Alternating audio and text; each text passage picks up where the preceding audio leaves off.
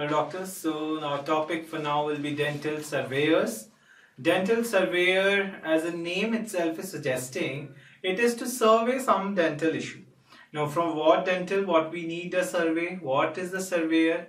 So surveyor in removable partial denture is used to survey a cast. That is, the tilt of the cast, so to find out where we are gonna give a cast partial denture, where exactly our design should be, how our design is to be fabricated. So we'll see how many surveyors we have. That is dental surveyor, like the first surveyor which was given by A.J. Fortuny, also known as Fortunetti, that is the NEET surveyor. We also have William surveyor. Let's see that there are different parts have different surveyor, and based on the parts there are different two surveyor, basically a NEET surveyor and a William surveyor. Jelenko surveyor is also there. Parts of a dental surveyor. Now this is called the platform. This is called the vertical arm. This is the horizontal arm. This is the surveying arm. Here is the surveying tool or the mandrel from which the surveying tools are attached. This is called the cast holder. These are the parts of any surveyor.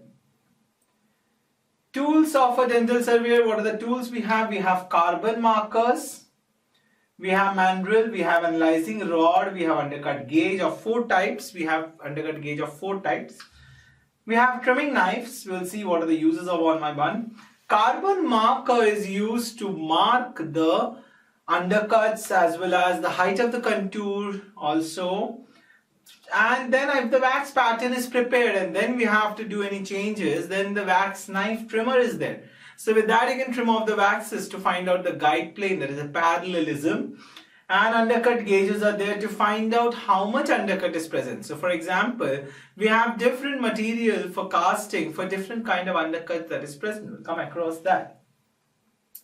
So tools of survey, the first thing is analyzing rod. It analyzes the entire tooth surface from buccal as well as lingual side to find out the height of contour. So wherever it is touching, that particular point is marked as the highest contoured area. Now anything below that is called the undercut area.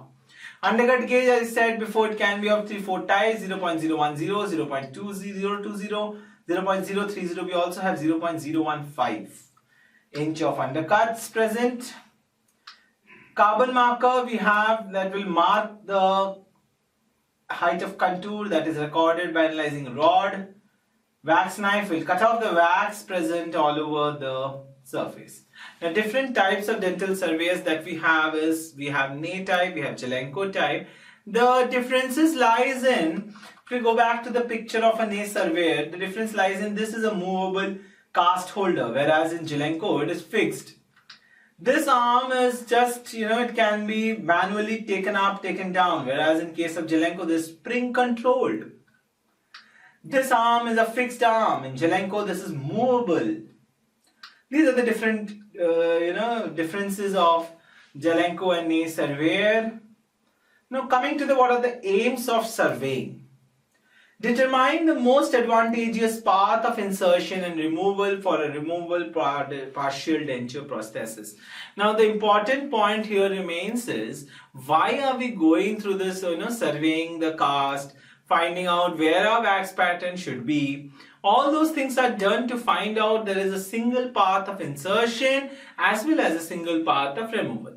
Now once there is a single path of insertion and a removal, what will happen in that course is, the removed partial denture will fit in one place and also be removed without causing any harmful effects to the adjacent abutment tooth that has been selected. If it happened to, have a different kind of path of removal, then the patient is going to struggle, number one. Number two, during this struggle, he may also hamper his oral tissues and the natural tooth structures as well. So the objectives of surveying is to find out the parallelism between two last abutment teeth, to find out where we are going to give the components of removable partial denture, for example, rest, where the rest seat is going to come, where there should be a direct retainer, which kind of direct retainer, what kind of major connector or a minor connector, where it is supposed to be given, where is the indirect retainer gonna come as perpendicular to the line passing from the last abutment teeth, mesial sides, where is the indirect retention gonna come. All those preparation on the cast is required, and subsequently in the oral cavity is required only after surveying the cast. It is not a hidden trial method that we are supposed to do, but it is like a fixed survey that we do onto the cast to find out the different components which is going to be placed. Number one. Number two, objective of surveying is to find out the path of insertion and the path of removal and the tilt of the cast that we have to decide, because a patient, if he keeps it parallel to the ground, is not the way how we have also mounted the cast. So the tilt is important. So we'll come to what is tilt. What are undercut areas in the alveolar ridges? What about the undercut areas in the alveolar ridges? Why is it important? As we all know, we have learned during the T-clasp and the vertical projecting clasp that those clasps cannot be given where there is an undercut present. So once there is an undercut present, we cannot be going ahead with those kind of clasp. So in those cases, we have to find out if there is any undercut in the alveolar ridge. Also, we need to find out the undercuts in the alveolar ridge so that our prosthesis engages that positively and passively, not active engagement. Coming to certain terminologies when it is concerned to dental surveyor, that is tilt. The first thing that I was repeatedly saying, what is tilt? So tilt refers to changing the long axis of each tooth relative to the horizontal plane. The horizontal plane is your ground. So relative to that ground, when we have our tilt at the mouth, that is tilt. Now how many types of tilt can be there? If my mouth is kept anteriorly, there is anterior tilt. If it is tilted posteriorly, there is posterior tilt. If on the left hand side, there is a left tilt or the lateral tilts. On the right hand side, there is called right lateral or the right tilt. Now what is undercut? The undercut is a term when used in reference to an abutment is that position of the tooth that lies between the height of the contour and the gingiva. Height of the contour, as the term was given by Kammer, he said it is like a cone. It is a double-sided cone. So that cone which has a base which is big in size. The down below the cone is all undercut and upper side is the occlusal surface of the tooth. So that is what is undercut. Now what is a guide plane? Name itself is saying a plane which is going to guide our prosthesis is called the guide plane. So how is that determined and where are we supposed to give that? So guide planes are formed from the proximal or axial surfaces of the teeth and are contacted by the minor connectors or the rigid elements of the removable partial dentures. Now why is that done so? Because if these teeth are in this condition, we will not get a parallelism between this teeth and this teeth. For example, here. If this and this is not parallel, the prosthesis will not sit properly. So we have to give a plane which is making it parallel, or we have to do some enameloplasty. However, to be done, but we have to make it parallel. That is called guide planes. Coming to survey lines. Now when we are surveying, there has to be certain lines that is coming up with the carbon marker. Now what are we gaining out of those lines and what are the importance of survey line? Blatterfin was a person and a scientist and a great dentist who said that any teeth can be having 4 types of survey line. Before that, what I said was in a Kammer's technique or a Kammer's view was a double-sided cone. So the upper side of the cone, he termed it as supra-bulge area and the lower side was termed as infra-bulge area. Applegate himself is as well also termed these, Kennedy and Applegate, they also termed supra-bulge and infra-bulge area. Blatterfin classified that into high survey line, medium, low and diagonal. What are these means?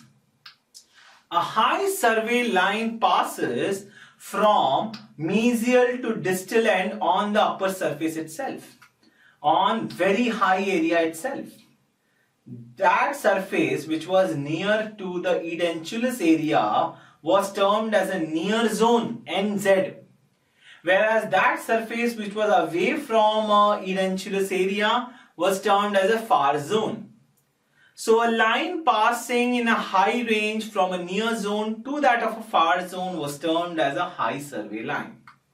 Whereas a medium survey line, see this is a division of a near zone to a far zone. A medium survey line starts high in the near zone, ends lower in the far zone.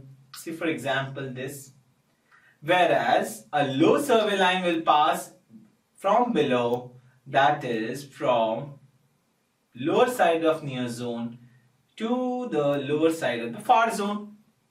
Where is the diagonal going to come now? Diagonal will be where from any of the near or far zone up to down of any of near or far zone. There is no fixed rule of having it from where to where, but then yes, one will be in the higher and one will be in the lower position. So what is the difference between diagonal and medium survey line? Medium, both are near about parallel to each other, not in a much distance, whereas a diagonal will be from one end to another end. So that was. Now what is the importance of giving these survey lines? For example, we are planning for any cast partial dentures, cast circumferential clasp. In that case, our retentive arm should go beyond the infra bulge area, or it should go after the height of the contour. So for that we have to find out the height of the contour so that the retentive terminal goes below the height of the contour. So what is parallel blocking, shape blocking, arbitrary blocking and relief? These are the four different things. Now, parallel blocking, the word itself is saying. So parallel blocking is wherever I want a guide plane to be there, wherever there is undesirable undercuts, I will block all those areas and that will be called as parallel blocking. Where do we do all this blocking stuff, relief stuff? That is, we do after we have prepared our investment cast. That is, investing cast is prepared. It is not done on the master cast. We have to duplicate the master cast, pour it in the investment material, and then we have to do these kind of blockings. So shape blocking, shape, name is suggesting we have to give shape. Shape of what? We have to give shape of the clasp. We have to give shape of the minor connector, major connector, direct retainer or indirect retainers if required any. Arbitrary blocking. Arbitrary, we will block all those areas where we do not want our metal to flow or where we do not want our wax patterns to be adopted. That is like the lingual, cervical regions. We will block it all. That is called arbitrary blocking. And relief, where all we do we give relief. We will give relief in the area which is edentulous.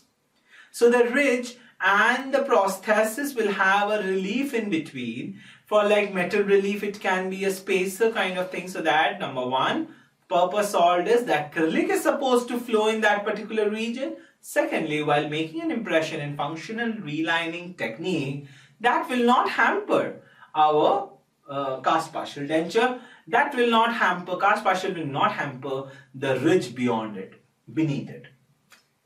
So those are not the involved areas which are not involved. The ledges, relief is beneath the connectors, that is where I said you. Late attachment of the denture base to the framework, that is what I told you. Parallel blockout, shape blockout, arbitrary blockout, we spoke about all this thing. Relief areas. See now for example, this is a cast, master cast. Now I will relieve.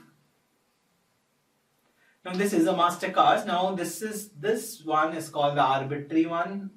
We can see on the lingual sides and on the buccal side, which is not desirable to us, but have got undercut. We'll block it out. This and this guide planes are called the parallel blockouts. Here, since I will have a clasp, so this is a shape blockout. And this is a relief which is provided with two spacer holes or vent holes. Stoppers made. So this is a, now after the blockout is done, we will duplicate it. How is the duplication done? See, this is a duplicating flask. So we have blocked it out. We will put the cover of the clasp. After that, we will pour agar onto it. And then We'll let the cast set, remove the cast and pour investment material, and hence we will get this, a cast made up of investment materials. Now this cast made up of investment material will have shapes to adapt the wax patterns. Due to shape blockout, we will have parallel blockout where we can adapt for the minor connectors. We have relief. This is a design of the minor connector, that is a lattice type design. We can see, appreciate it. Here is a indirect retainer, one we can see. Rest all given to it. So this is an example how we are supposed to block out our cast. Important consideration in use of a dental surveyor is to find out a path of insertion, aesthetics and guide planes. Aesthetic for concerning, why is aesthetics as a concern? Because for example, if our tilt is increased, then our denture will also have a tilt in itself.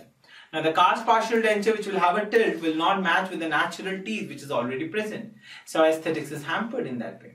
Secondly, some cast partial denture, if we have not planned properly and given a clasp design in the anterior regions, it is seen very harshly. So visibility of a clasp is there. So it is again an aesthetic. So that is the reason surveying is important. And if we have not given a parallel guide planes, then the insertion and the removal will not take place along a single path. So again that will hamper the cast partial denture design. So what are the factors that influence the path of insertion? It can be the retentive undercuts, interferences in the mandible and maxilla, it can be the aesthetics, it can be the guide planes present. Now undercuts can be true undercut and false undercut. Now this true undercut is one which is present in the oral cavity. Especially in the oral cavity when there will be undercut present, those are called true undercuts. Like if the teeth are all buccally flared in the lower region, so they will have a buccal great undercut present.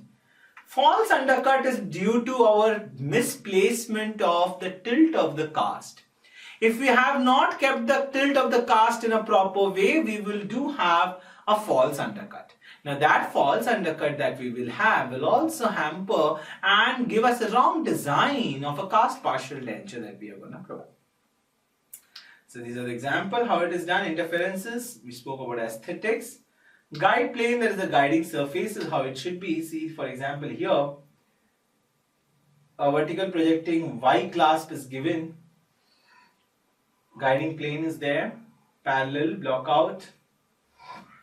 So the uses of diagnostic cast. The dental surveyor used in to survey the diagnostic cast. Tripoding of the cast. What is tripoding? We'll come to that. Surveying of the diagnostic cast. Now once we have surveyed in a diagnostic cast, our aim is to take that diagnostic cast survey into a master cast.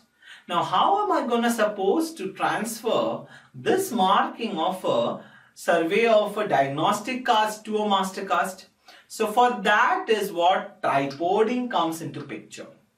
So what we do in tripoding is we give a specific tilt to the particular cast, and then once it is fixed and determined to be the final one, then we mark certain points onto the cast. And those points are further marked in the master cast, and then the exact tilt will be undercut. All the survey lines, everything will be reciprocated in the master cast. Now if I make those points on the diagnostic cast in a soft tissue area, that will have little change in the master cast because soft tissue can vary. We have to make all these markings into the hard tissues, like for example premolars, top of the mesial side of premolar on one side, central lower incisor, tip on the premolar on other side distally. These are the different types where we do, or some hard palates, or on the hard palate, posterior palatal regions, where there is a hard bony mass present, there we will do the tripoding, and not on the soft tissue area, not on the rugae specifically. Any soft tissue that may distort and cannot be transferred to the master cast. This is how tripoding is done, and we transfer it towards the master cast. So the diagnostic survey is done with the help of, now this is an example of a Jelenko type of dental surveyor. Now what exactly was tripoding? What I spoke you all about was after the final tilt of the cast has been selected, it must be recorded so that the cast may later be repositioned precisely in the master cast. This procedure is referred to as tripoding. So this is how tripoding is done. Some hard points we will make, and then when on the master cast we will mark these points, we'll make a cross and do some circles as shown in stewards. Then we will do it on the master cast, and then we will get precisely the tilt of the particular dental cast that has come. So this is all about dental surveying. Every planning of a cast partial denture should be surveyed first, found out all the relative important points. For example, an undercut, maybe where our survey line should come up to, where our indirect connectors, retainers, direct retainers, our connectors, our rest seats are going to come. We should have a proper plane of path of insertion and removal on the specific cast, and so that after deciding all this only we will make the investment, and we will pour the investment, make the cast out of it, and then we will go ahead with adapting the wax pattern and finally going ahead with the casting, and our cast partial denture is all ready. Thank you.